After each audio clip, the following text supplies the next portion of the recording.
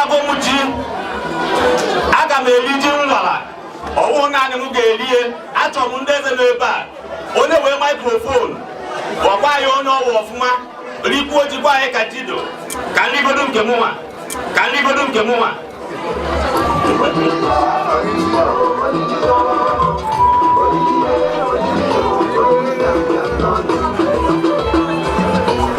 asị m na ji nke a na ọ tọgburu onwe na-agba nwanne m nwoke n'ebe a biko were maikrofon gbawara ndị mmadụ onye egwu ka irie ji nke cha Igbo mma mmanụ Igbo rienụ zụọnụ ụmụnụ zụọnụ onye na-ekwu bụ eze ndị Igbo na Republic of Ireland eze Ebubedike n'ihe mbọsị nke ekwusigo ọ ga-adịla anyị mma n'ofu n'ofu erienu m ji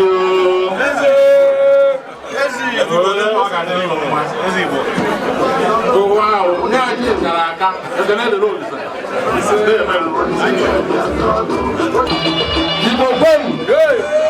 Igbo kwenu Igbo kwezuonu mụnwa ka a na-akpọ eze ndị Igbo na Mekong River Asia ọmụnwa bụ eze ndị Igbo na-afụ maka China, Cambodia, Myanmar, Laos, Thailand and Vietnam.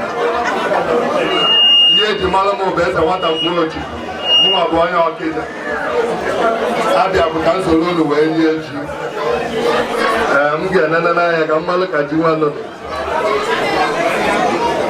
mụnwa bụ eze nwata mgbochi erikwa anụ m ji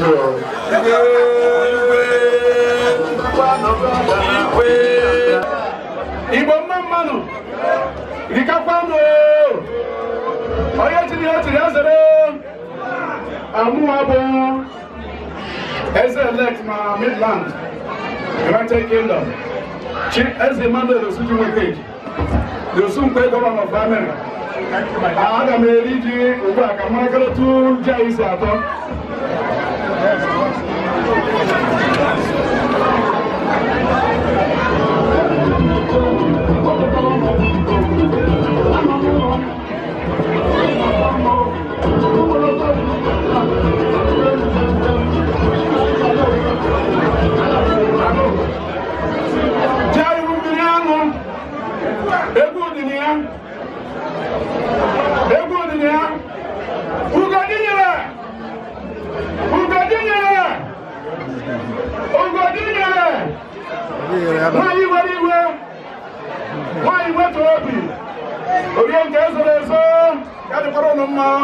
ndị Igbo keleenụ rienụ ṅụọnụ kwezuonụ ọnwụ ụjọ obi dị m ụtọ amaghị m na ọ ga-adị etu atụmara m n'anya mụ ahụ Chief nwata welite akwụkwọ onye okporo ọlụ n'Imo steeti ọmụrụ President Ọhaneze na Republic of Ireland. Anyị nọ na ụmụnne anyị na-eri ji anyị asị onye eze m asị maka ndị be anyị sị onye hụrụ nke ọgọdọ ụmụnne ya na-agba ọkụ ya tụrụ nke ya wee ndị Igbo ọkwa ya biko na-ebughị ọgụ a na-ewere ji ọ nwere ji rie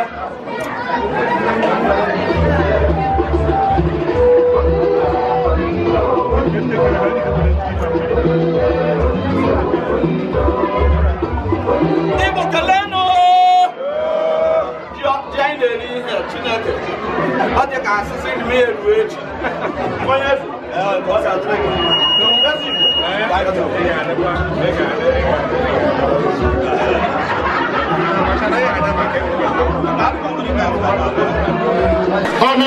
one of those million.